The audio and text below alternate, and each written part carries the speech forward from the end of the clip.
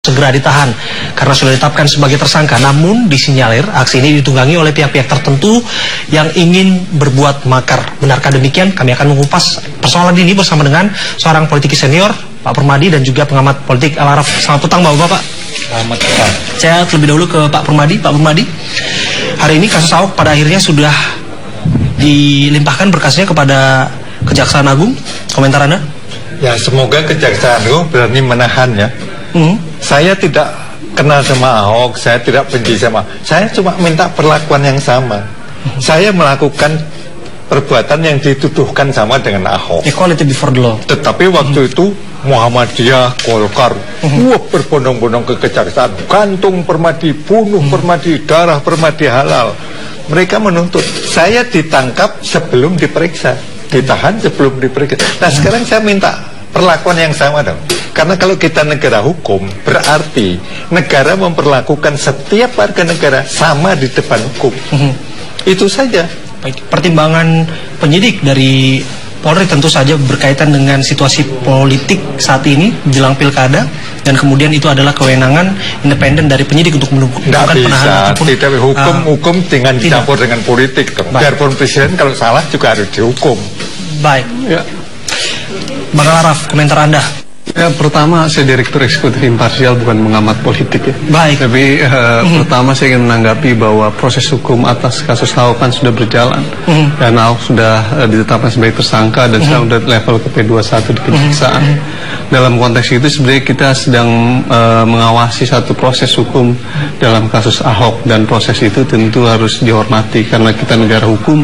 Tentu kita perlu menghormati satu proses hukum yang sudah berjalan. Benar tidak ada perlakuan yang berbeda dalam kasus itu dalam pandangan Anda? Kedua, memang persoalannya di dalam kitab undang-undang hukum acara pidana kita dan juga dalam tata aturan hukum kita, penetapan tersangka untuk ditahan atau tidak sepenuhnya diskresi di kepolisian. Artinya diskresi ada di penyidik dan penyidik di aparat penegak hukum ya. Nah, dalam beberapa kasus memang ada diskresi yang dilakukan penahanan ketika ditetapkan tersangka, tetapi ada juga yang tidak. Nah, hal-hal seperti ini sesungguhnya sangat tergantung dari subjektivitas diskresi dari kepolisian. Secara hukum itu diperbolehkan. Kalau kemudian masyarakat merasa bahwa kadangkala diskresi itu memberikan kewenangan yang penuh kepada kepolisian secara subjektif, maka yang harus dilakukan ke depan adalah bagaimana merumuskan diskresi itu menjadi lebih objektif melalui revisi KUHP dan KUHP yang sedang berjalan di DPR. Tapi saat ini secara normatif memang otoritas diskresi menetapkan menahan atau tidak itu sangat tergantung di institusi polisi dan penegak hukum itu sendiri. Nah, untuk dalam kasus Buniani juga sama, ditetapkan tersangka tetapi juga tidak dilakukan penahanan. Artinya apa? Semuanya dalam proses penahanan itu sangat tergantung dari diskresi kepolisian, dan ini memang dasarnya berangkat dari persoalan aturan di Indonesia yang memang memberikan kewenangan subjektif pada institusi kepolisian. Kedepan sebaiknya revisi terhadap KUHP kalau ingin mendapatkan diskresi menjadi lebih objektif itu dilakukan. Saya ke Pak Permadi. Prosesnya sedang dikebut sekarang, Pak. Apakah, dan sekarang berkasnya sudah dilimpahkan ke Kejaksaan Agung, apakah pada akhirnya tetap akan melakukan aksi pada tanggal 2 Desember mendatang? Tetap, karena umat Islam juga menuntut keadilan ya. Diskresi itu harus sesuai dengan keadilan. Saya dan Ahok sama-sama dituduh menistai agama. Saya, Arswendo, Lia Aminuddin dan lain, semua ditangkap, ditahan sebelum diperiksa. Baik, lantas jadi bagaimana kita menuntut keadilan? Baik, lantas bagaimana kemudian komentar Anda terkait dengan statement Kapolri yang menyatakan bahwa tanggal 2 Desember mendatang ada intrik-intrik makar di dalamnya? Silahkan saja, kalau ada intrik makar sekarang sudah ketahuan, tangkap dong. Jangan dibiarkan sampai tanggal 2, tangkap sekarang. Saya khawatir Kapolri menerima pesan dari Intel yang ngawur, sangat ngawur. Dalam berita ada pertemuan di rumah Rahma. Saya, Habib Rizik, Pak Tri Sutrisno, Pak Joko Santoso, Pak Tiasno, dan lain-lain. Saya tidak pernah ketemu Habib Rizik di rumah Rahma. Saya ketemu Rahma di Universitas Bung Karno. Saya duduk di samping Rahma karena Rahma putri ideologis Bung Karno, saya penyambung lidah Bung Karno. Kita duduk bersama di bersebelahan. Sama sekali tidak membicarakan pembentukan partai Islam, apalagi negara Islam. Kami membahas masalah kita kembali ke Undang-Undang Dasar 45 yang asli. Baik, kok sampai laporannya begitu? Saya diikut sertakan katanya makar. makar katanya saya. Nah bagaimana? Saya ndak ikut apa-apa, nggak pernah ketemu Habib Rizik di rumah Rama, tahu-tahu ada rapat di mana saya ikut dan katanya mau makar, mau membentuk negara Islam Indonesia. Laporan apa itu? Baik, saya ke Mas Al-Araf. Ya. Katanya ngawur intelijen kita, benarkah demikian? Ya, pernyataan Kapolri di publik kalau kemudian menganggap ada makar tentu berdasarkan hasil kajian dan argumentasi serta laporan yang masuk kepada Kapolri. Intel Kampolri. Ya, dari berbagai sumber ya tertentu. Nah, atas dasar itu tentu ketika Kapolri menyampaikan di publik itu sudah ada kajian yang dilihat di dalam proses di dalamnya. Nah, untuk membuktikan hal tersebut tentu Kapolri sudah menyampaikan bahwa akan disampaikan nanti ketika rapat di DPR terkait dengan isu makar tersebut. Nanti kita akan lihat apakah seberapa jauh pandangan tentang makar tersebut, informasi intelijennya kuatnya seberapa jauh. Nanti akan kita lihat ketika pertemuan Kapolri dengan DPR, dan Kapolri sudah menyampaikan itu di DPR. Masih sepekan lagi tanggal 2 Desember, namun perkataan tersebut terlontar dari Kapolri. Sekuat itukah sinyalemen dan indikasi itu dirasakan? Kalau saya menganggap gini, yang paling penting adalah pernyataan itu nanti harus kita lihat dalam penyampaian di DPR, satu poin. Yang kedua, dalam dinamika isu makar tentu yang harus pertegas adalah harus dapat membedakan antara ekspresi kebebasan politik masyarakat dengan rencana-rencana ingin menggulingkan kekuasaan sebagaimana diatur di dalam KUHP. Nah, atas dasar itu jangan sampai kemudian ekspresi kebebasan politik masyarakat dianggap makar. Tetapi kalau memang ada informasi intelijen yang menunjukkan bahwa memang ada upaya-upaya rencana melakukan penggulingan penggantian pemerintahan kekuasaan, memang secara aturan di dalam KUHP itu diatur, itu terkait dengan makar.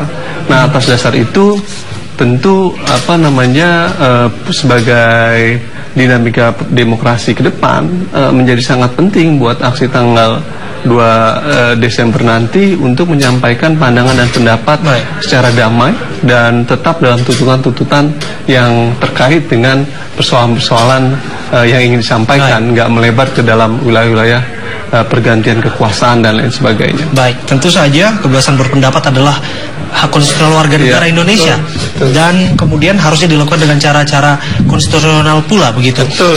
Lantas seperti apa nanti 2 Desember? 2 Desember semua yang mau ikut sudah menyatakan akan damai. Bahkan dikatakan itu adalah gelar sajadah. Ya. Gelar sajadah. Ya. Di sepanjang Tamrin Sudirman. Ya. Tapi kenapa itu kan kita ini sudah semrawut tidak karu-karuan. Pertama, dari mulut Kapolri keluar larangan untuk demonstrasi. Jelas itu melanggar Undang-Undang Dasar. Undang-Undang Dasar menjamin rakyat Indonesia mempunyai hak untuk mengeluarkan pendapat dan pikiran.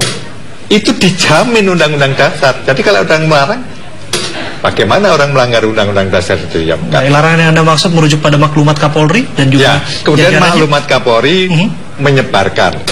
Kapolri sendiri menyatakan rakyat Indonesia itu sudah cerdas. Nah, memang sudah cerdas, kenapa harus diberatau dengan penyebaran? Sejak Bung Karno sampai hari ini sudah ribuan kali kita demo. Saya sendiri 50 tahun berada di jalanan. Sejak Pak Harto muncul, saya demo sampai hari ini saya masih demo. 50 tahun. Kita sudah apa? Tidak perlu dikasih tahu. Tidak boleh begini, tidak boleh menginjak rumput, tidak boleh merusak taman. Semua orang sudah tahu. Berarti dijamin aksi damai dong ya, Pak Permadi, untuk 2 Desember mendatang. Nah, saya dalam hal ini sangat menghormati keputusan Panglima TNI. Pak TNI akan mengawal kita tanpa senjata. Itu sangat menyejukkan hati. Bagaimana kemudian dengan rilis MUI yang menghimbau untuk masyarakat tidak terlibat dalam aksi demo 2 Desember mendatang? Silakan. Tapi antara MUI dan massa kan berbeda. Antara Muhammadiyah pimpinan dan massa berbeda. NU pimpinan dan massa berbeda. Jutaan rakyat ikut kok. Dan ada MUI yang melarang sembahyang di jalanan. Itu salah sama sekali. Sejak lama rakyat itu sembahyang di jalanan. Kalau Idul Fitri, rakyat sembahyang di mana? Di lapangan bola, di jalan raya, di tempat saya dekat masjid, jalan raya selalu ditutup untuk sembahyang orang. Kenapa sekarang tidak boleh? Nah, ini membela agama atau ada politik? Baik. Pertanyaan saya itu aja. Apapun itu kita berharap tetap damai pada tanggal 2 Desember mendatang. Singkat sekali, Bang Al-Araf. Ya, memang juga tetap perlu mematuhi tata aturan yang ada, karena Undang-Undang Penyampaian Kemerdekaan Berekspresi juga diatur bahwa tata aturannya tidak boleh mengganggu ketertiban umum, menghormati hak asasi orang lain dan lain sebagainya. Oleh karena penyampaian pendapat merupakan hak konstitusional, tetapi penyampaian pendapat itu juga tidak boleh melanggar hak asasi orang lain dan tidak boleh mengganggu ketertiban umum. Itu diatur dalam Undang-Undang Kebebasan Berekspresi. Baik, terima kasih Bang Al-Araf, Direktur Imparsial. Kali ini saya tidak akan salah. Kemudian ada Pak Permadi yang merupakan politisi senior sudah berbincang bersama kami dalam Diperiksa. Baik, lantas Jadi bagaimana kita menurut keadilan. Baik, lantas bagaimana kemudian komentar Anda terkait dengan statement Kapolri yang menyatakan bahwa tanggal 2 Desember mendatang ada intrik-intrik makar di dalamnya? Silahkan saja. Kalau ada intrik makar sekarang sudah ketahuan, tangkap dong. Jangan dibiarkan sampai tanggal 2. Tangkap sekarang. Saya khawatir Kapolri menerima pesan dari Intel yang ngawur, sangat ngawur. Dalam berita ada pertemuan di rumah Rahma. Saya, Habib Rizik, Pak Tri Sutrisno, Pak Joko Santoso, Pak Tiasno, dan lain-lain. Saya tidak pernah ketemu Habib Rizik di rumah Rahma. Saya ketemu Rahma di Universitas Bung Karno. Saya duduk di samping Rahma karena Rahma putri ideologis Bung Karno, saya penyambung lidah Bung Karno. Kita duduk bersama di bersebelahan. Sama sekali tidak membicarakan pembentukan partai Islam, apalagi negara Islam. Kami membahas masalah kita kembali ke Undang-Undang Dasar 45 yang asli. Baik, Kok sampai laporannya begitu? Saya diikut sertakan katanya makar. Makar katanya saya. Nah bagaimana? Saya tidak ikut apa-apa, nggak pernah ketemu Habib Rizik di rumah Rahma. Tahu-tahu ada rapat di mana saya ikut dan katanya mau makar, mau membentuk negara Islam Indonesia. Laporan apa itu? Baik, saya ke Mas Al-Araf. Ya, Katanya ngawur intelijen kita, benarkah demikian? ya, pernyataan Kapolri di publik kalau kemudian menganggap ada makar tentu berdasarkan hasil kajian dan argumentasi serta laporan yang masuk kepada Kapolri. Intel Kapolri. Ya, dari berbagai sumber ya tentu. Nah, atas dasar itu tentu ketika Kapolri menyampaikan di publik itu sudah ada Cara-cara konstitusional pula begitu. Betul. Lantas seperti apa nanti 2 Desember? 2 Desember semua yang mau ikut sudah menyatakan akan damai. Bahkan dikatakan itu adalah gelar sajadah. Ya. Gelar sajadah. Ya. Di sepanjang Tamrin Sudirman. Ya. Tapi kenapa itu kan kita ini sudah semrawut tidak karu-karuan. Pertama dari mulut Kapolri keluar larangan untuk demonstrasi. Jelas itu melanggar Undang-Undang Dasar. Undang-Undang Dasar menjamin rakyat Indonesia mempunyai hak untuk mengeluarkan pendapat dan pikiran. Itu dijamin Undang-Undang Dasar. Jadi kalau orang melarang, bagaimana orang melanggar Undang-Undang Dasar itu? Ya, Nah, larangan yang Anda maksud merujuk pada maklumat Kapolri dan juga kemudian jajarannya? maklumat Kapolri menyebarkan. Kapolri sendiri menyatakan rakyat Indonesia itu sudah cerdas. Nah, memang sudah cerdas. Kenapa harus diberitahu dengan penyebaran? Sejak Bung Karno sampai hari ini sudah ribuan kali kita demo. Saya sendiri 50 tahun berada di jalanan. Sejak Pak Harto muncul, saya demo sampai hari ini saya masih demo. 50 tahun. Kita sudah apa? Tidak perlu dikasih tahu. Tidak boleh begini, tidak boleh menginjak rumput, tidak boleh merusak taman. Semua orang sudah tahu. Berarti dijamin aksi damai dong ya, Pak Permadi, untuk 2 Desember mendatang. Nah, saya dalam hal ini sangat menghormati keputusan Panglima TNI. TNI akan mengawal kita tanpa senjata. Itu sangat menyejukkan hati. Bagaimana kemudian dengan rilis MUI yang menghimbau untuk masyarakat tidak terlibat dalam aksi demo 2 Desember mendatang? Silakan. Tapi antara MUI dan massa kan berbeda. Antara Muhammadiyah pimpinan dan massa berbeda. NU pimpinan dan massa berbeda. Jutaan rakyat ikut kok. berjalan. Benar tidak ada perlakuan yang berbeda dalam kasus itu dalam pandangan Anda? Kedua, memang persoalannya di dalam kitab undang-undang hukum acara pidana kita dan juga dalam tata aturan hukum kita, penetapan tersangka untuk ditahan atau tidak sepenuhnya diskresi di kepolisian. Artinya diskresi ada di penyidik dan penyidik di aparat penegak hukum ya. Nah, dalam beberapa kasus memang ada diskresi yang dilakukan penahanan ketika ditetapkan tersangka. Tetapi ada juga yang tidak. Nah, hal-hal seperti ini sesungguhnya sangat tergantung dari subjektivitas diskresi dari kepolisian. Secara hukum itu diperbolehkan. Kalau kemudian masyarakat merasa bahwa kadangkala diskresi itu memberikan kewenangan yang penuh kepada kepolisian secara subjektif, maka yang harus dilakukan ke depan adalah bagaimana merumuskan diskresi itu menjadi lebih objektif melalui revisi KUHP dan KUHP yang sedang berjalan di DPR. Tapi saat ini secara normatif memang otoritas diskresi menetapkan penahanan atau tidak itu sangat tergantung di institusi polisi dan penegak hukum itu sendiri. Nah, untuk dalam kasus Buniani juga sama, ditetapkan tersangka tetapi juga tidak dilakukan penahanan. Artinya apa? Semuanya dalam proses penahanan itu sangat tergantung dari diskresi kepolisian, dan ini memang dasarnya berangkat dari persoalan aturan di Indonesia yang memang memberikan kewenangan subjektif pada institusi kepolisian. Ke depan sebaiknya revisi terhadap KUHP kalau ingin mendapatkan diskresi menjadi lebih objektif itu dilakukan. Saya ke Pak Permadi, prosesnya sedang dikebut sekarang, Pak. Apakah, dan sekarang berkasnya sudah dilimpahkan kejaksaan, apakah pada akhirnya tetap akan melakukan aksi pada tanggal 2 Desember mendatang? Tetap, karena umat Islam juga menuntut keadilan ya. Diskresi itu harus sesuai dengan keadilan. Saya dan Ahok sama-sama dituduh menistai agama. Saya, Arswendo, Lia Aminuddin dan lain, semua ditangkap, ditahan sebelum kajian yang dilihat di dalam proses di dalamnya. Nah, untuk membuktikan hal tersebut tentu Kapolri sudah menyampaikan bahwa akan disampaikan nanti ketika rapat di DPR terkait dengan isu makar tersebut. Nanti kita akan lihat apakah seberapa jauh pandangan tentang makar tersebut, informasi intelijennya kuatnya seberapa jauh. Nanti akan kita lihat ketika pertemuan Kapolri dengan DPR, dan Kapolri sudah menyampaikan itu di DPR. Masih sepekan lagi tanggal 2 Desember, namun perkataan tersebut terlontar dari Kapolri. Sekuat itukah sinyalemen dan indikasi itu dirasakan? Kalau saya menganggap gini, yang paling penting adalah pernyataan itu nanti harus kita lihat dalam penyampaian di DPR, satu poin. Yang kedua, dalam dinamika isu makar tentu yang harus pertegas adalah harus dapat membedakan antara ekspresi kebebasan politik masyarakat dengan rencana-rencana ingin menggulingkan kekuasaan sebagaimana diatur di dalam KUHP. Nah, atas dasar itu jangan sampai kemudian ekspresi kebebasan politik masyarakat dianggap makar. Tetapi kalau memang ada informasi intelijen yang menunjukkan bahwa memang ada upaya-upaya rencana melakukan penggulingan penggantian pemerintahan kekuasaan, memang secara aturan di dalam KUHP itu diatur, itu terkait dengan makar.